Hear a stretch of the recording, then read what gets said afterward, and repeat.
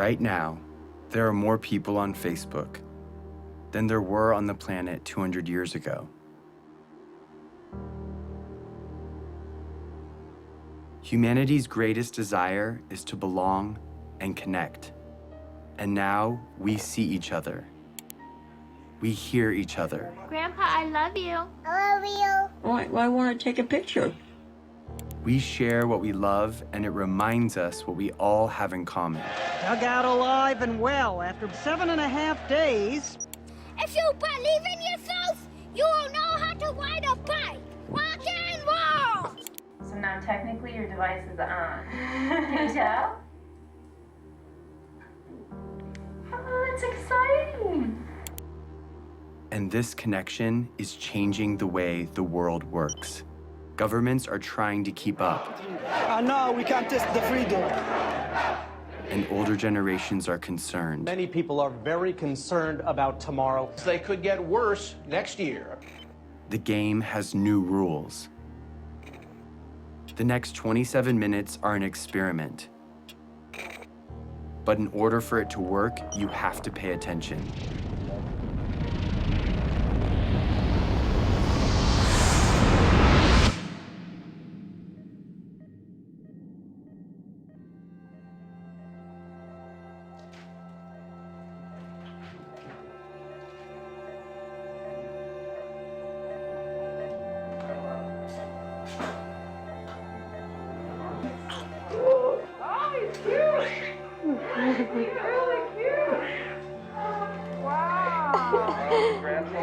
I can hear him. Every single person in the world started this way. He didn't choose where or when he was born. Yeah, he died. But because he's here, he matters. Yeah, we've been waiting for you. You made it. My name is Jason Russell, and this is my son, Gavin.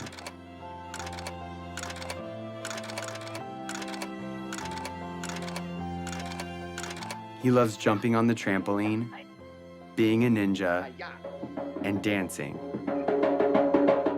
What are you doing? Making snow angel. How do you do that? You do this.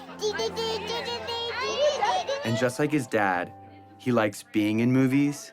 Action. Look up! Look out, people! Run! There's a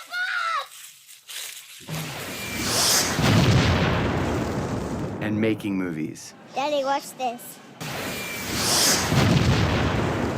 think you got the video. But he was born into a pretty complicated world. And as a dad, I want him to grow up in a better world than I did.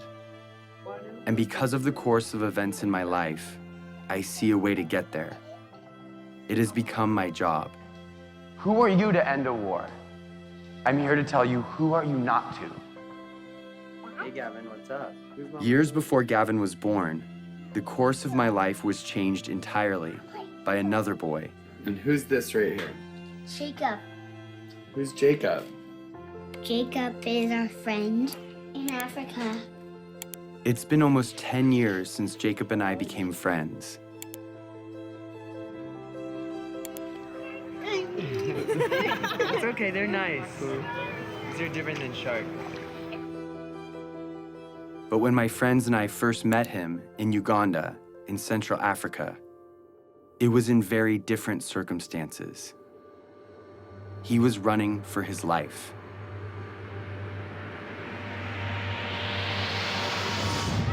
You go to school here. Yes, Yes, that's how you know English so well.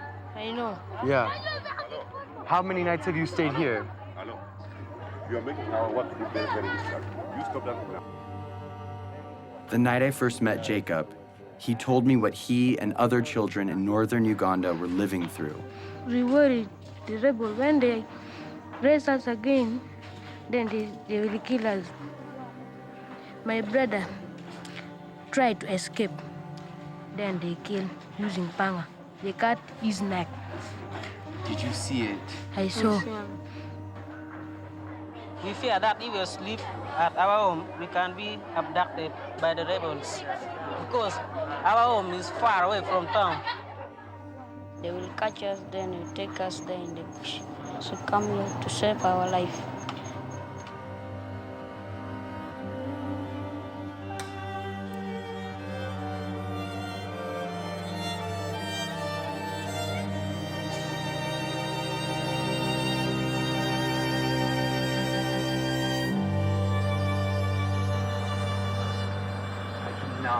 This is surreal. I cannot believe it.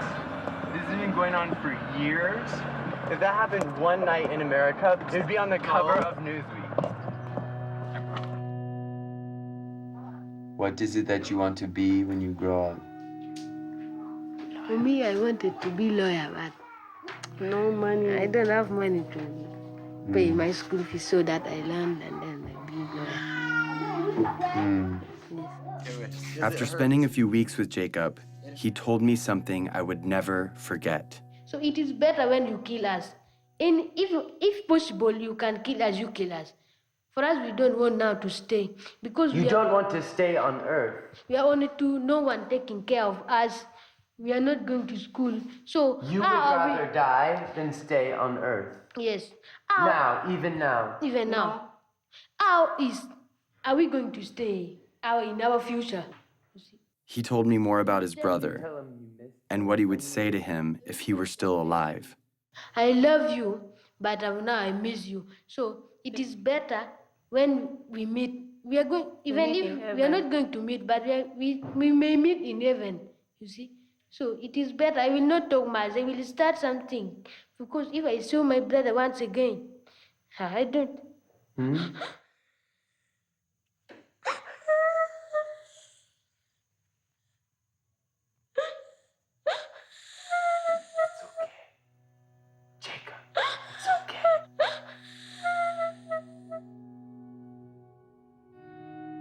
Everything in my heart told me to do something. And so I made him a promise. And we are also going to do everything that we can to stop them. Yes. Do you hear my words? Yes. You know what I mean? Yes. Yes. We're going to stop them. We're going to stop them. I made that promise to Jacob, not knowing what it would mean. But now I do. Over the past 9 years, I have fought to fulfill it. And the fight has led me here, to this movie you're watching. Because that promise is not just about Jacob or me. It's also about you. And this year, 2012, is the year that we can finally fulfill it. And if we succeed, we change the course of human history. But time is running out. To level with you, this movie expires on December 31st, 2012. And its only purpose is to stop the rebel group, the LRA, and their leader, Joseph Kony. And I'm about to tell you exactly how we're going to do it.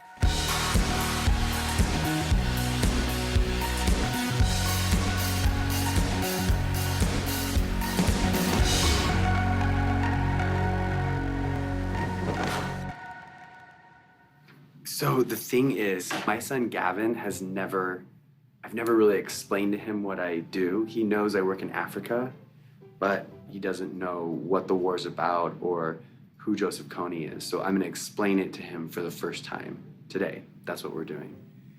So Gav, are you ready? Yeah. I'm gonna ask you some questions, Okay. and you can just look at me and answer the questions to me.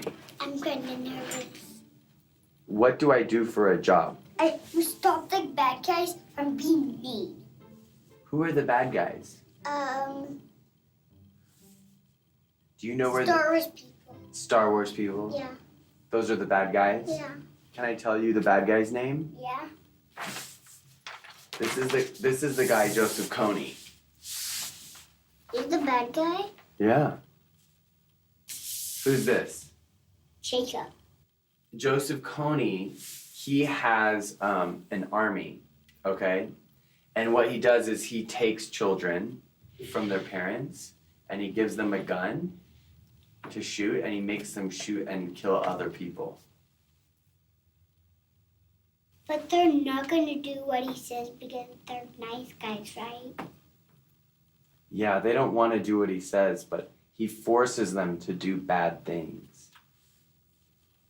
What do you think about that? Sad. I couldn't explain to Gavin the details of what Joseph Kony really does. Because the truth is, Kony abducts kids just like Gavin.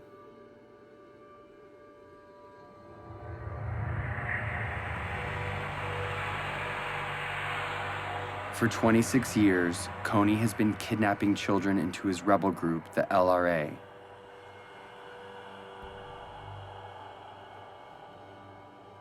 Turning the girls into sex slaves. And the boys into child soldiers. He makes them mutilate people's faces. And he forces them to kill their own parents. And this is not just a few children. It's been over 30,000 of them. And Jacob was one of those children.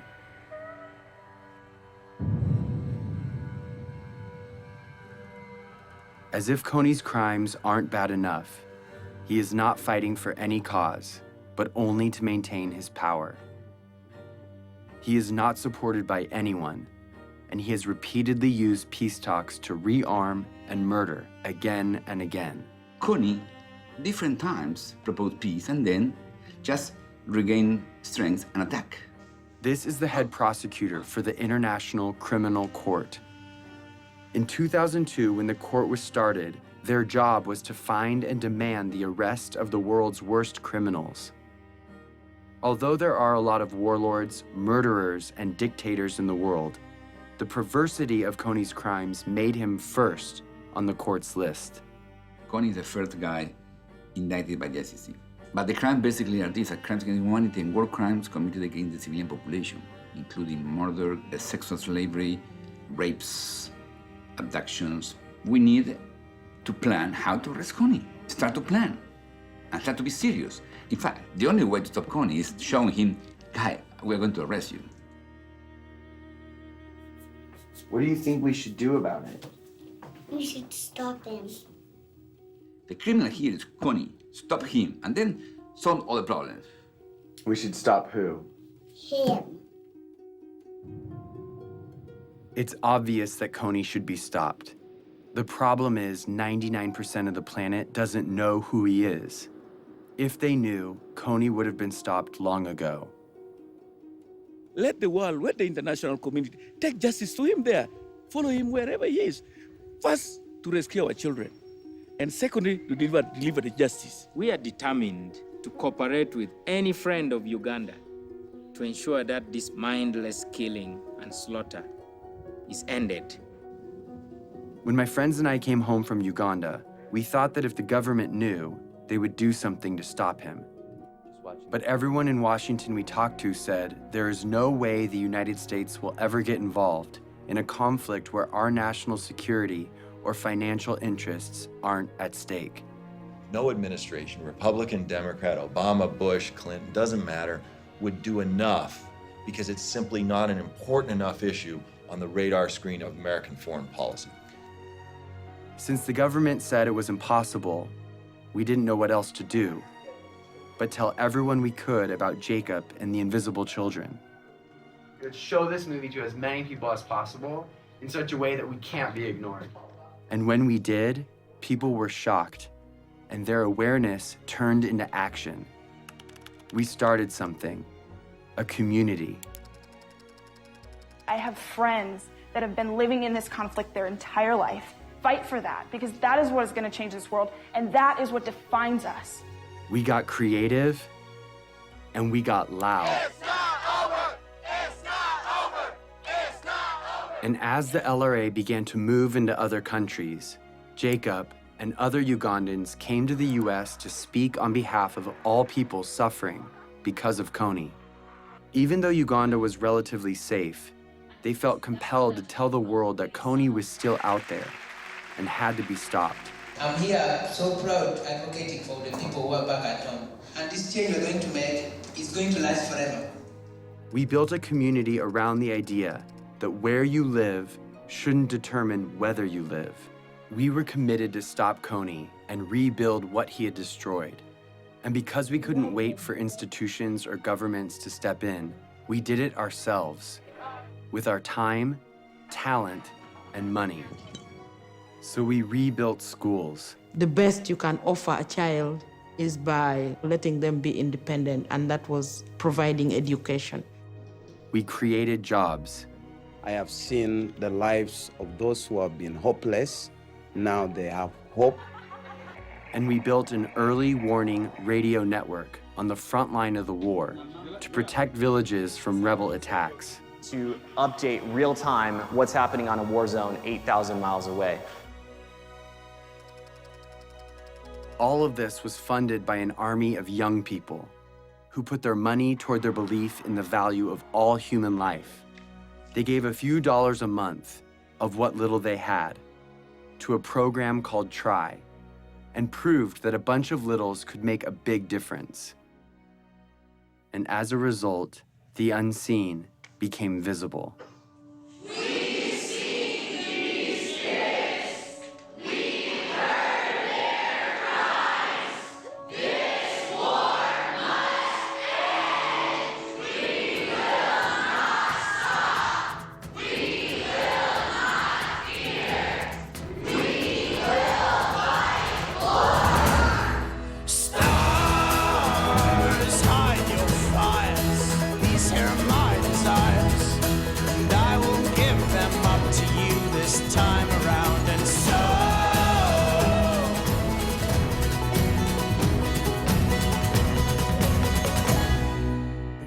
I've talked to people from Mexico, from Canada, from every other state that I can think of. We're all doing this for the exact same reason, and we're all coming from completely different places. This is what the world should be like.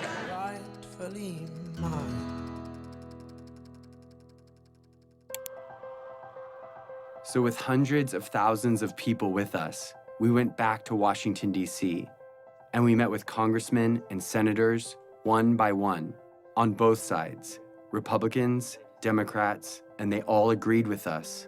Joseph Kony's crimes had to be stopped. Of all the problems that are out there, none is more severe than one that mutilates and takes the lives of little kids. These young members of the Invisible Children organization know that no child should live in fear of being abducted or killed. So they were determined to become their voice. They realized that these African children and families were invisible to Washington policymakers, so they decided to make them visible. And what I was told would never happen suddenly became possible.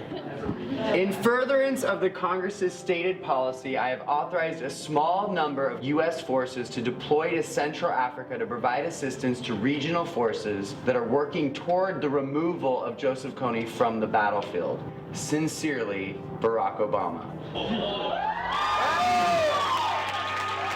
The surprise announcement came in a letter from the White House. The U.S. president's decision commits U.S. troops to help.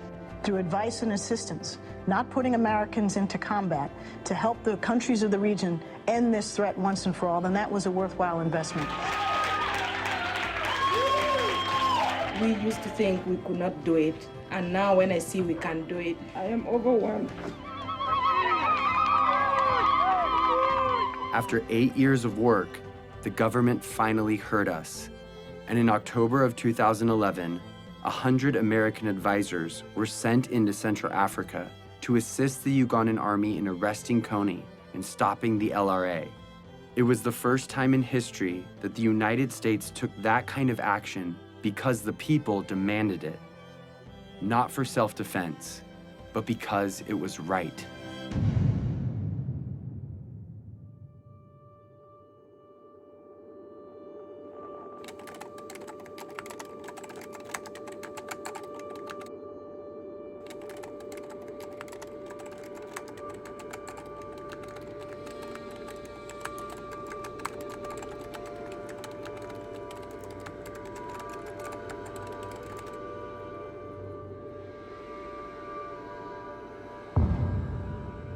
We've come so far, but Kony is still out there. He's recently changed his tactics, making it even more difficult to capture him. And international support could be removed at any time. If we take the pressure off, if we're not successful, he is going to be growing his numbers. People forget, and you got to remind them, and it takes numbers to remind them. And if interest wanes, then it'll go away. And I'd end up standing out there alone trying to do something to support completing the mission. It's got to be 2012. It's not bad for the youth, it's bad for the world if we fail. It's not important just for Ugandan people, it's important for everyone. It's hard to look back on some parts of human history, because when we heard about injustice, we cared, but we didn't know what to do. Too often, we did nothing. But if we're going to change that, we have to start somewhere. So we're starting here with Joseph Kony, because now we know what to do. Here it is. Ready? In order for Kony to be arrested this year, the Ugandan military has to find him. In order to find him, they need the technology and training to track him in the vast jungle. That's where the American advisors come in. But in order for the American advisors to be there, the US government has to deploy them. They've done that, but if the government doesn't believe the people care about arresting Kony, the mission will be canceled. In order for the people to care, they have to know, and they will only know if Kony's name is everywhere.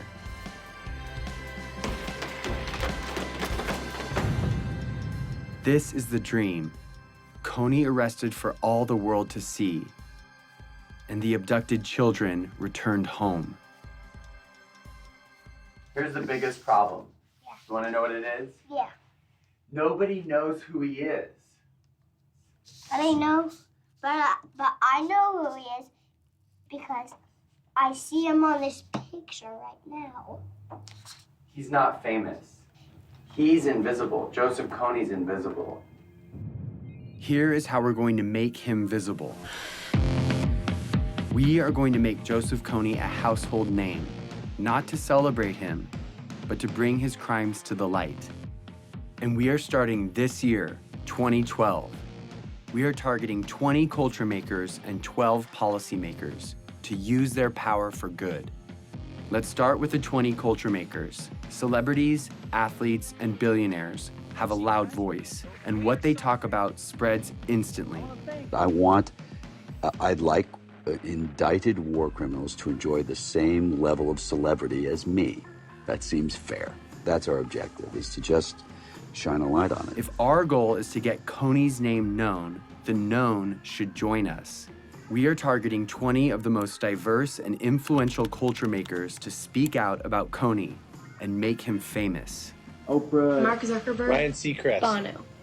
Then we're going after policymakers, the ones that have the authority to see Kony captured. They decide if the advisors stay or leave.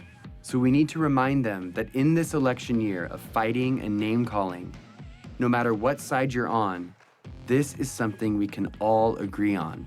If a senator or congressman notices 25 phone calls on any issue, on any given day, it is noted. When citizens, by the hundreds of thousands, start demanding that our government do something, suddenly it becomes in the national interest of the United States government to respond to this problem. We've identified the 12 policymakers that could change the game regarding Kony, so we're targeting them. On our website, we've made it easy to write them directly, call them, meet with them, and get their attention. If my son were kidnapped and forced to kill, it would be all over the news. So we are making Kony world news by redefining the propaganda we see all day, every day, that dictates who and what we pay attention to. A lot of people feel powerless to communicate their ideas. They think that, okay, you know, I'm not a corporation, I don't own my own magazine or news station, I just don't have any say. But seeing what I've done, I think it's empowered a lot of people to realize that one individual can make an impact. And I actually want to demystify and say, here are these really simple tools. Go out and rock it. And that's just what we intend to do. Our goal is to change the conversation of our culture and get people to ask, who is Joseph Kony? We have printed hundreds of thousands of posters, stickers, yard signs, and flyers that are right now, today, being put up in major cities all over the world. We have thousands of Kony 2012 bracelets that we want everyone to wear, this year only. Each bracelet has a unique ID number. Input that number and you enter the mission to make Kony famous. You can geotag your posters and track your impact in real time. Everything you need is in a box called the Action Kit. It has 2 bracelets, one for you and one to give away. And if you want to help fund our life-saving programs, donate a few dollars a month through Try, and you can have the Action Kit for free.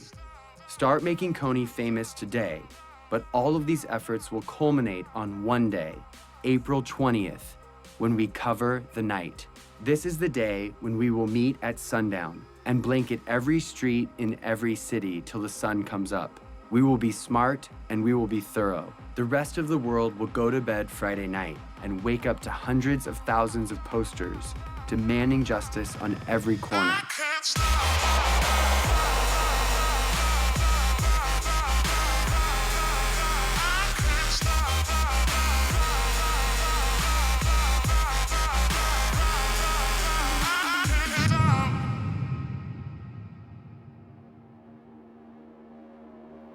It's always been that the decisions made by the few with the money and the power dictated the priorities of their government and the stories in the media.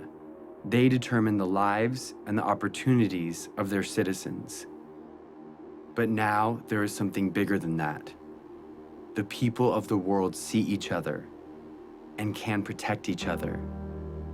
It's turning the system upside down, and it changes everything. We are living in a new world, Facebook world, in which 750 million people share ideas, not thinking in borders. It's a global community bigger than US. Joseph Kony was committing crimes for 20 years, and no one cared. We care. We have reached a crucial time in history where what we do or don't do right now will affect every generation to come. Arresting Joseph Kony will prove that the world we live in has new rules, that the technology that has brought our planet together is allowing us to respond to the problems of our friends. When it ends finally by bringing Kony justice, it should be celebrated like worldwide. We are not just studying human history, we are shaping it.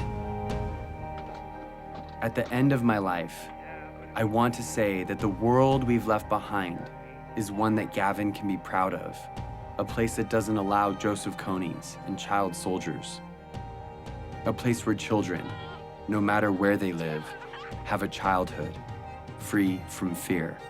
I'm gonna be like you, Dad. When you grow up? Yeah. Are you sure? I'm gonna come with you to Africa.